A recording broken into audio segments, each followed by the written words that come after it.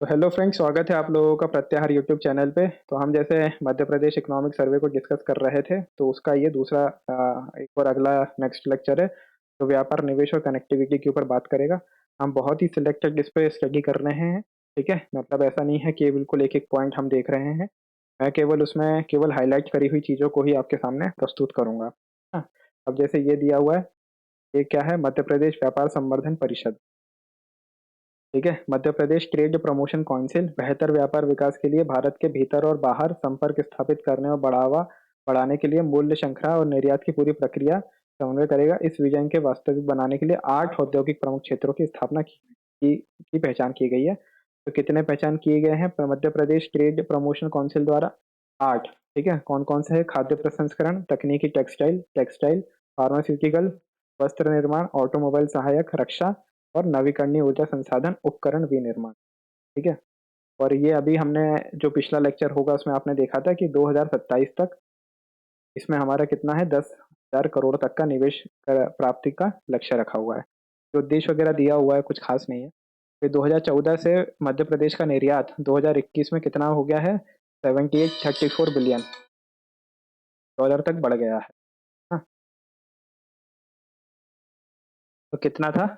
7834 million अमेरिकी dollar तक हमारा जो है वो निर्यात बढ़ गया है।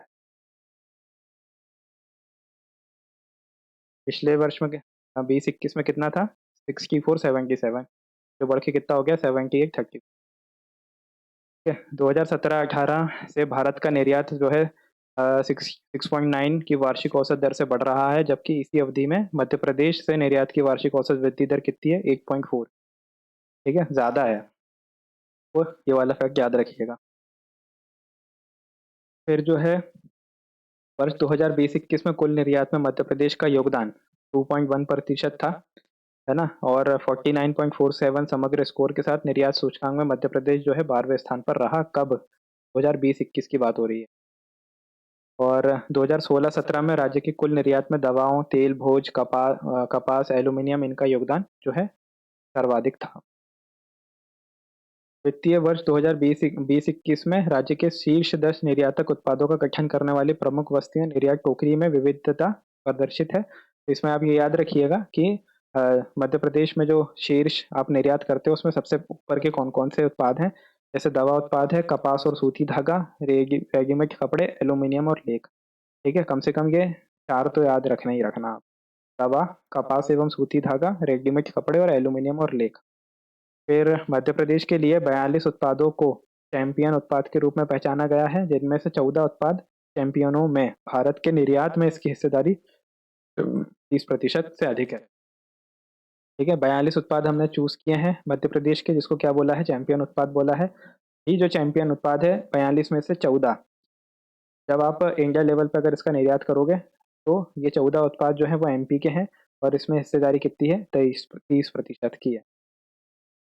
फिर है अगर आप कंपेयर करोगे दूसरे लैंडलॉक देशों से, राज्यों से मध्य प्रदेश को, तो मध्य प्रदेश की स्थिति काफी बेहतर है। मध्य प्रदेश निर्यात मूल्य के मामले में, हाँ, मूल्य के अगर आप देखोगे दूसरे स्थान पर आता है। ठीक है, इसी के साथ देश के कुल निर्यात में मध्य प्रदेश का हिस्सा दो जो कि 2016-17 में 7.1% था, से बढ़ करके 2021-22 में 1.9% हो गया। ठीक है, 1.9% हो गया है। फिर आगे जो है ग्लोबल इन्वेस्टर समिट का 7वां संस्करण कब हुआ? 11 से 12 जनवरी 2023 को हुआ था। और एक अभी रीजनल टाइप का हुआ था, जो कि कहाँ पे हुआ है? उज्जैन में हुआ। ठीक है, फिर उद्योग संवर्धन निवेश का है ये, का कुछ इम्पोर्टेंट नहीं। मध्य प्रदेश में प्रत्यक्ष विदेशी निवेश का अगर आप देखोगे तो 1500 600 करोड़ का विदेशी निवेश मध्य प्रदेश ने आकर्षित किया। और ये जो कुल एफडीआई है, मतलब उसका 0.38% है, काफी कम है। और एफडीआई आकर्षित करने के मामले में मध्य प्रदेश जो है वो 13वां स्थान रखता है। ठीक है, फिर एफडीआई अगर आप देखोगे तो सबसे ज्यादा किसमें है? कृषि और खाद्य प्रसंस्करण में। फिर ऑटोमोबाइल और इंजीनियरिंग में, कपड़ा में, फार्मास्यूटिकल और रक्षा, ये प्रमुख क्षेत्र है मध्य प्रदेश में जहाँ पे हमें एफडीआई प्राप्त हुई है। ठीक है, तो कहाँ है ये? कृषि एवं खाद्य प्रसंस्करण, ऑटोमोबाइल और इंजीनियरिंग, कपड़ा, फार्मास्यूटिकल और रक्षा।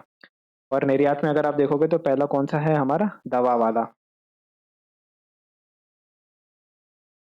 हवा उत्पाद, फिर कपास एवं सूती धागा, रेडीमेड कपड़े, एल्यूमिनियम और लेख, है ना। फिर जो है के बाद कनेक्टिविटी है, ये इतना इम्पोर्टेंट नहीं। हाँ, ये देखो राष्ट्रीय राजमार्ग जो है 2021 तक की स्थिति में हमारे पास कितने हैं, 8,858। स्टेट हाईवे की लेंथ अगर आप देखोगे तो 11,390 कर लो इसको। तो जिला सड़कें अगर आप देखोगे तो ये 23,401, और ग्रामीण सड़क जो है 29,313, और कुल मिला के कितनी हो गई, 72,961। तो आप अगर ये देखोगे राष्ट्रीय राजमार्ग और स्टेट हाईवे का अगर देखोगे तो 2020 की तुलना में हमारे इसमें कोई बदलाव नहीं हुआ है, सेम है। चेंज किस में हुआ है, इसमें और इसमें, ठीक है।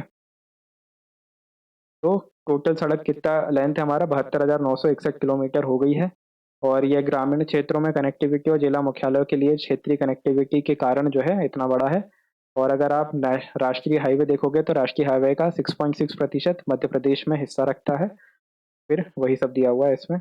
और ग्रामीण सड़कों को अगर देखोगे तो 5वां स्थान है।